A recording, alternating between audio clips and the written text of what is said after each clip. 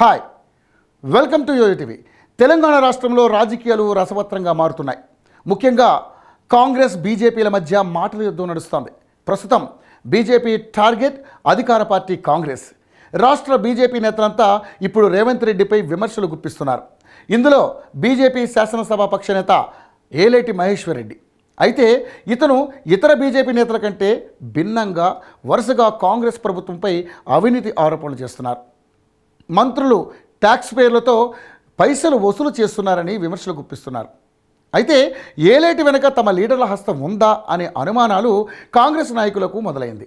ఎందుకంటే ఆయన చేస్తున్న విమర్శలు కాంగ్రెస్లోనే కాకపుట్టిస్తున్నాయి.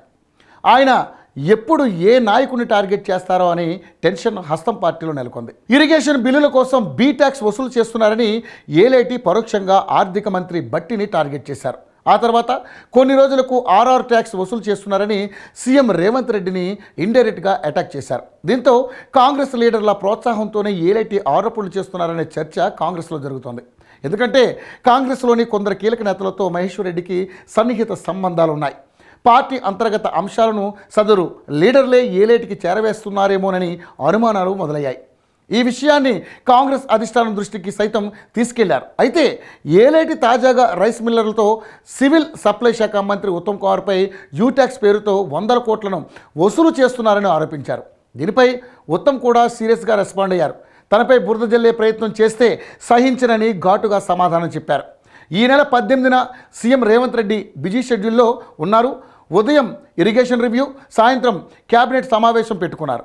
సరిగ్గా అదే రోజు ఉదయం రైతాంగ సమస్యలపై వినతిపత్రం ఇచ్చేందుకు తమకు సీఎం అపాయింట్మెంట్ కావాలని ఏలేటి సీఎంఓ అధికారులను సంప్రదించారు.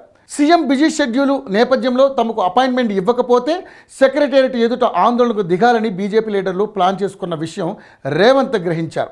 వెంటనే బీజేపీ నాయకులను పిలిచి వినతి పత్రం తీసుకుని ఫోటోలను అధికారికంగా విడుదల చేయించారు. దీంతో ఏలేటి వ్యూహం బెడిసి కొట్టిందనే చర్చ బీజేపీ వర్గాల్లో ఉంది. అయితే సెక్రటేరియట్కు వెళ్ళి సీఎంను కలిసి వచ్చిన తర్వాత మహేశ్వర్ రెడ్డి టార్గెట్ రేవంత్ నుండి ఉత్తమ్పై ఎందుకు వెళ్ళింది? మొహమాటం కారణంగా రేవంత్పై విమర్శలు చేయడం లేదా?